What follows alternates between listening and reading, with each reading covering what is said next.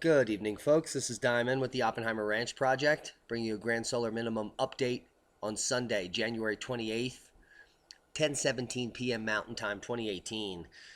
Won't you join us on this Thursday, February 1st, from 10 p.m. to midnight on Revolution Radio, when David Dubine, Adapt 2030, has his Ice Age conversations with the Ice Age farmer, the Oppenheimer Ranch Project, and the trifecta of truth discuss what is the problem and what is the solution with the upcoming grand solar minimum. Guys, you can find that on Revolution Radio. It's at freedomslips.com. Go there to Studio A and you can check out the schedule. Let's get up with the update. More than 9 feet of snow at Hurricane Ridge. If you don't know where that is, that's in the Olympics. Port Angeles, Washington. Ever wonder what it looks like on top of Hurricane Ridge in January? This video is crazy. 25 to 30 mile an hour winds with gusts to 55 kept Hurricane Ridge Road from reopening. Plus 14-foot gusts don't help. Look at the wind here.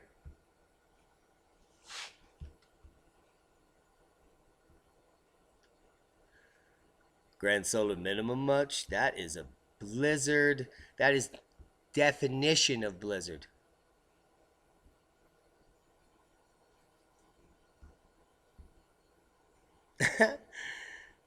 Man. More freezing cold and winds coming up. Cold and wintry start to the work week in New England. Snow Monday into Tuesday. Let's go to the GFS model. Now the forecast has changed dramatically since last night.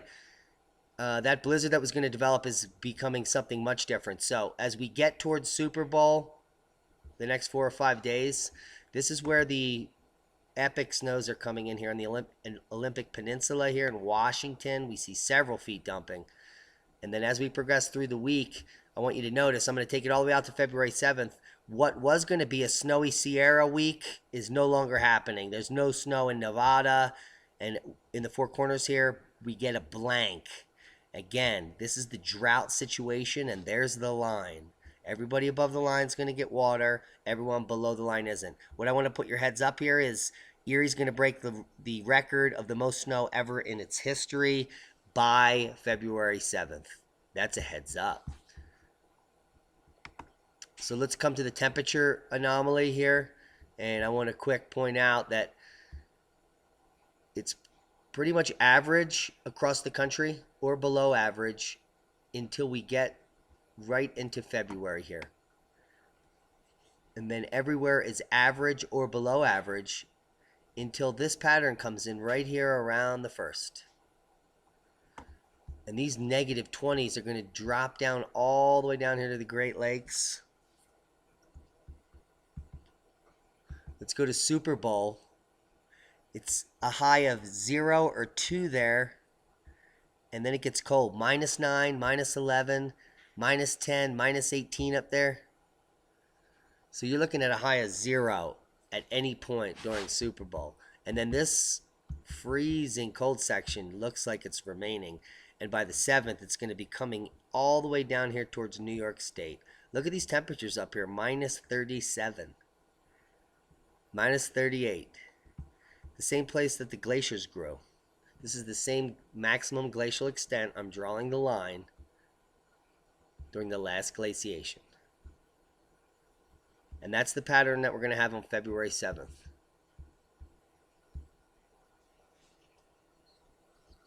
Remember that time in Montana hit 70 below? I don't, but we'll talk about it. Snow had been falling almost continuously for a week, and the temperatures had only risen to -18. Finally, late in the day, the snow and the wind stopped, the skies cleared rapidly, and then as the sun set, the temperature plummeted. Guess what day it was, guys? Early the next morning on January 20th, 1954, the Montana and Continental 48 state record cold temperature of -70 was observed. That's a heads up. Rogers Pass Weather Station, located at an elevation of 5,470 feet, was established on May 1st in 1953. The winter thereafter, the lowest recorded temperature in Montana history at 70 degrees below zero was into the history books. Now, what happened on 1954? Anything special? I bet you it has something to do with the sun. If we come over and look at the sunspot graph, 1954, it's at the solar minimum of cycle 18 right here. So we just, anytime you want to look at a record, a big record, check the charts. That's all I got to say. February could be the coldest record on record in the UK. I bet you don't believe that. It was the warmest day ever in the UK today. And this is coming from the Met Office. I'll leave you links to that. Headlines out of Yahoo, Japan. I'll probably have to translate this because it reparsed here. So bear with me here. But what is coming out of Japan here? This is a snow map, a temperature map below averages. And they're setting a record here. What's up there, Christian?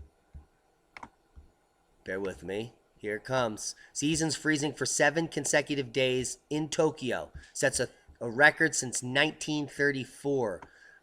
7 consecutive freezing days in Tokyo. 7 days in a row for the first time in 34 years. This is coming from Yahoo, Japan. Global warming much? Let's talk about eerie scenes as animals freeze solid like the mammoths did during the Younger Dryas event. As temperatures drop to minus 68 Fahrenheit in Kazakhstan. Rabbits, dogs, erect, frozen solid. This animal is frozen solid with his tail out. Ears up. And I have video footage of this. So for those of you that are going to be creeped out, do not watch this. We're about to be looking at animals, starting with the cat. Frozen solid, leg out in the back here. I want you to notice that.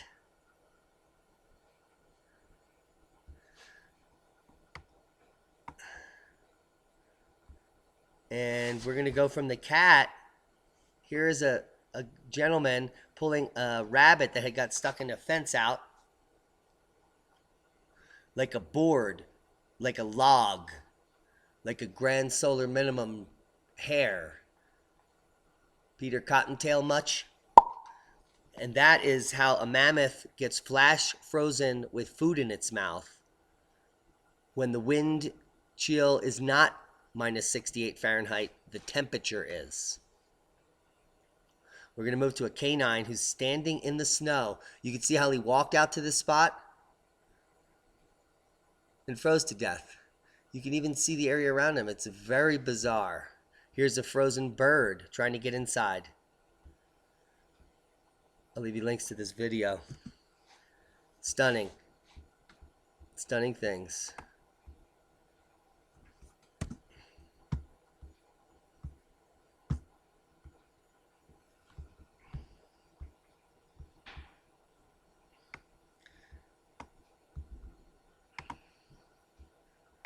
So I'll leave you links to that video and this article, which came out a few days ago from the Daily Mail.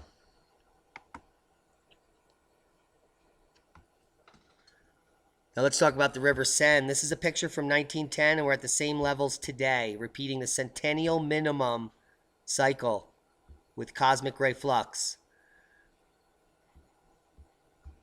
1910, bottom of solar cycle 14. Look how low the TSI drops here. Sunspots go to 0 for the first time since 1823. And you get that flooding. So we're dropping to 0 for the first time since 1910. As history repeats itself, the statue has warned Parisians about flooding and how history repeats itself for centuries. This Saturday, winter floods in Paris were predicted to reach their highest levels, with the Seine hitting an elevation of 6 meters. But most Parisians prefer the statue. Read about it. Guys, I posted that video about from Nova. It's an awesome example of what happened in the European Dark Age when Shambhala collapsed in a giant caldera with a VEI-7 eruption, which if we have anytime soon, it's a wrap. You better be prepared at that moment because everyone will be going to the store. once that occurs. There are roughly 35 million hectares of maize planted per year in Africa, and there's a crop munching pest now, raising the hunger threat. Crop losses begin, and for more than one reason.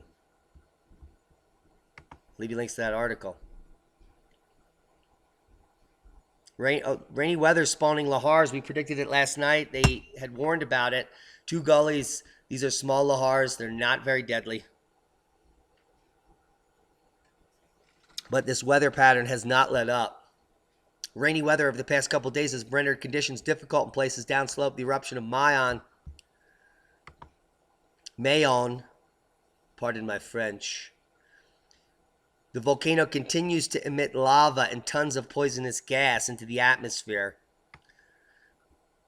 Today, poisonous gas with at least 4 sporadic lava fountain episodes on Sunday.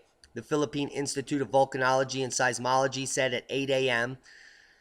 that 4 lava fountaining events were recorded from 5:36 a.m. to 7:47 p.m. on Sunday. The lava fountaining events lasted 36 to 57 minutes, which fed lava flows on the Misi and Bonga gullies. Sprayed near-event lava spray and rockfall on the summit. I'll leave you links to this article. Mayon is not done. Few of you have been asking about Kadivar. There was an update as of January 27th.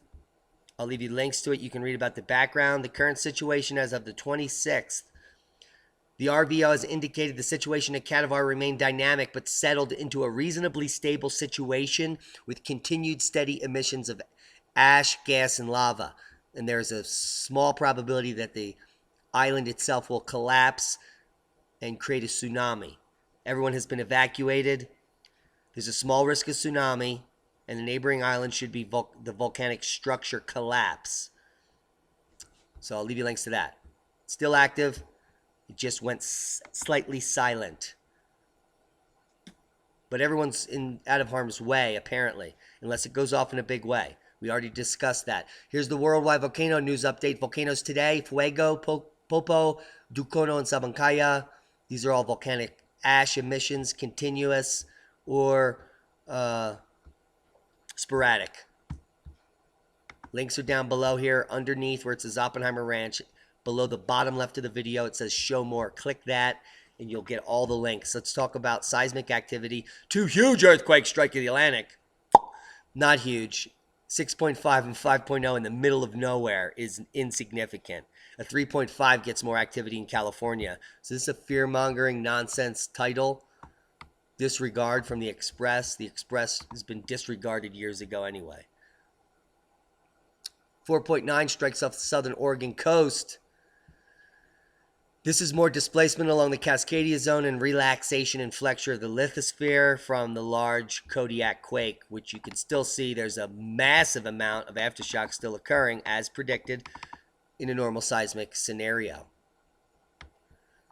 So this would be just energy transferring down the fault here, thankfully in a minor way, not creating any havoc. Most significant quake of the day, off here. The mid-ocean ridges spreading as we've been discussing. Some moderate quakes here in the Peru area. We have a quake ticking off just now, 3.2 in Puerto Rico. And one thing we should note here is these 3 quakes here all at a depth of greater than 500 kilometers. 541, 505, and one at 182. So these deep quakes are called Blot Echoes, and let's discuss them. They're named after a Claude Blot on the landscape. The Claude Blot echo is being felt and investigated more and more. The geophysicist Claude Blot in the 1960s suggested that earthquakes transferred energy upwards from deep inside the planet instead of being produced and felt near the crust surface.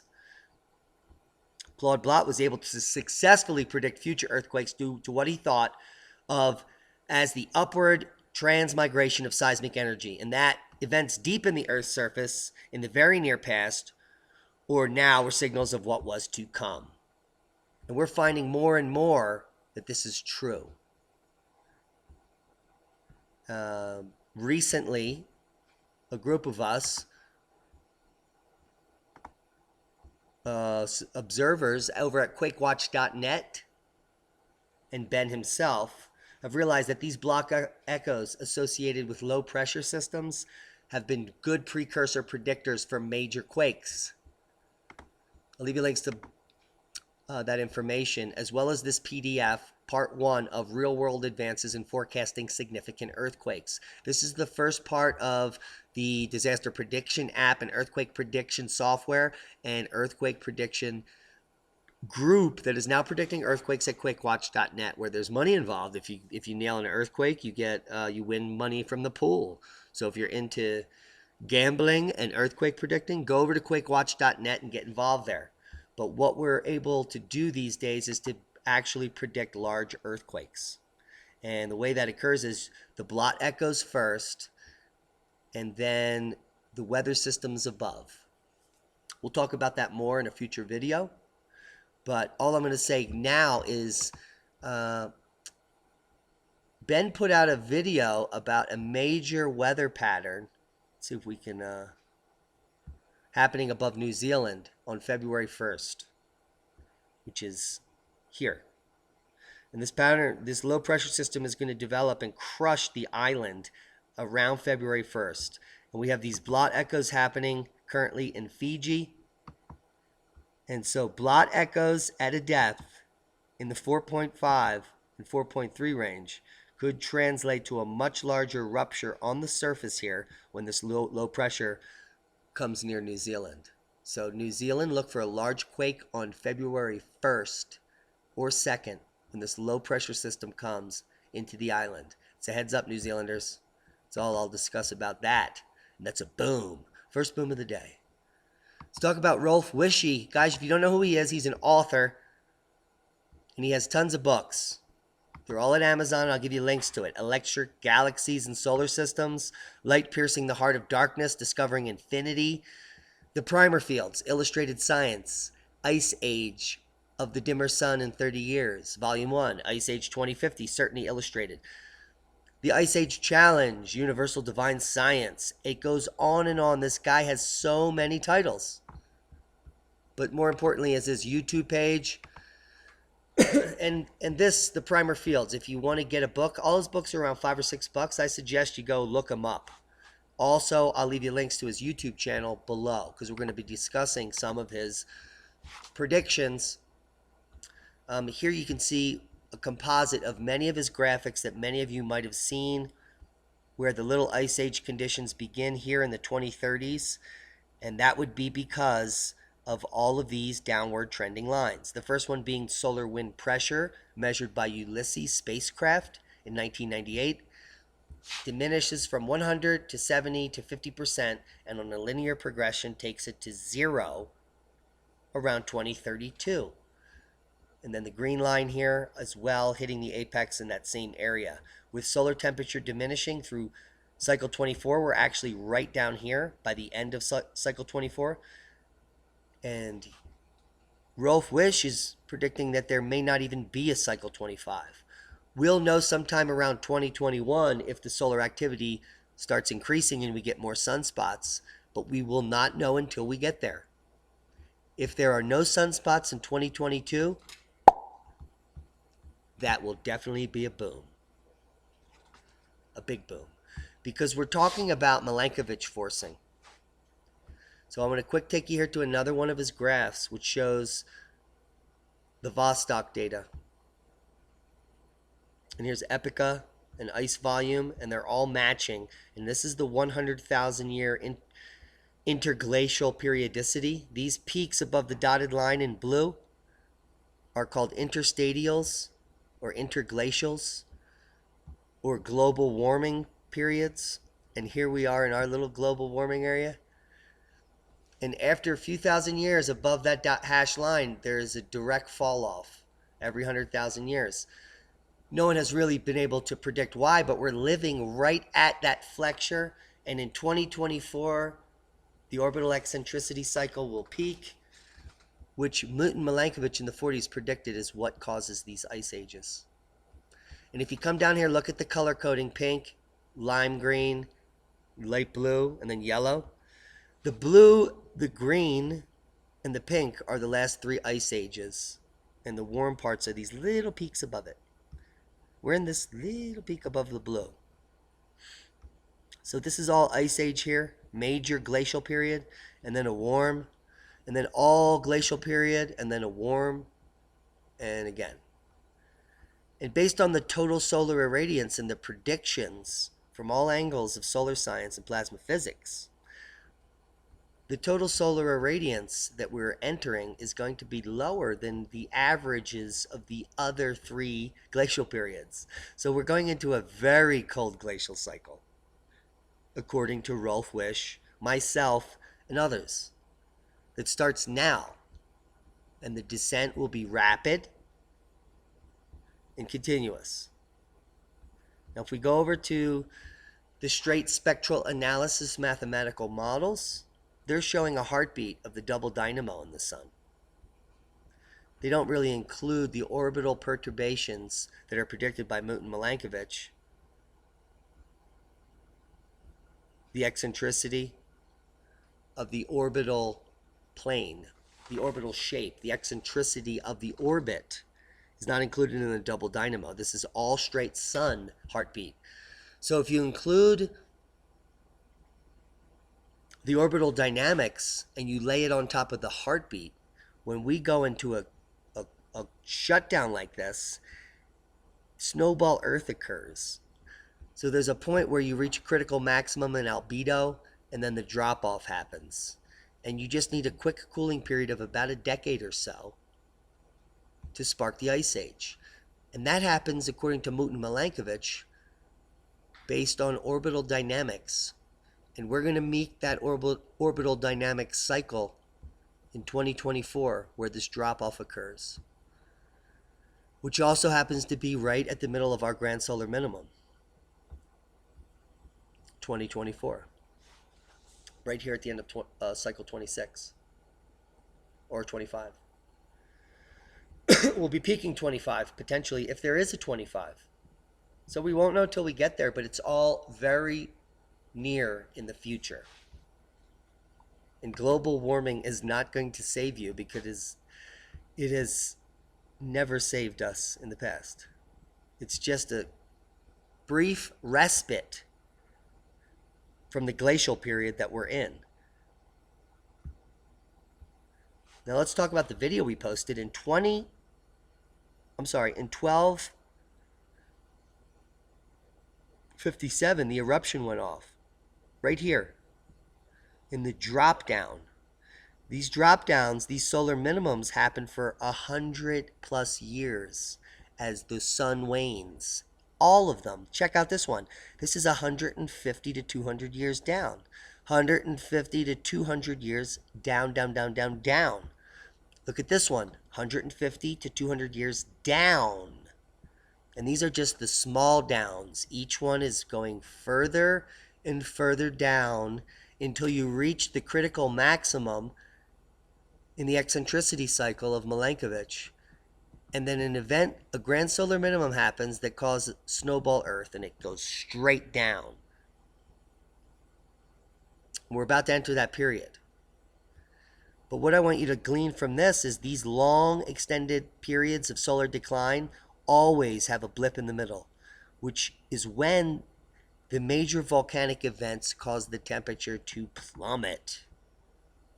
So we may have a small amount of time as the sun wanes over the next cycle before the volcanic event. But regardless, by 2024, we will be in the maximum diminished solar radiation in orbital dynamics based on math. The Milankovitch maths are correct, and they show a downward warming trend that occurs directly at that flexure point. And we're going to be at it at 2024, and that's a boom. One other thing you might want to share with your friends is that these solar minimums, it's the galactic cosmic rays that are causing them. It's outer solar. It's out of our solar system. It also has to do with our sun directly. Irregardless of what The reasoning is there's a direct correlation between these solar minimums and major volcanic events. And here we're just looking at the cascade eruptions that happened during the Dalton minimum. Mount Lassen, Mount Shasta, Mount Hood, Mount St. Helens, Mount Rainier, Mount Glacier, Mount Baker. They all went off 200 years ago. And that's because of cosmic flux and the waning sun. And now our magnetosphere is waning, and there are many other composite factors. By 2024, we'll be at the eccentricity maximum, where solar radiation will be diminished by 27%, and so on and so forth. Hope you got something out of the video. It's a lot to digest. We're not making this up. We're delivering the data. Be safe.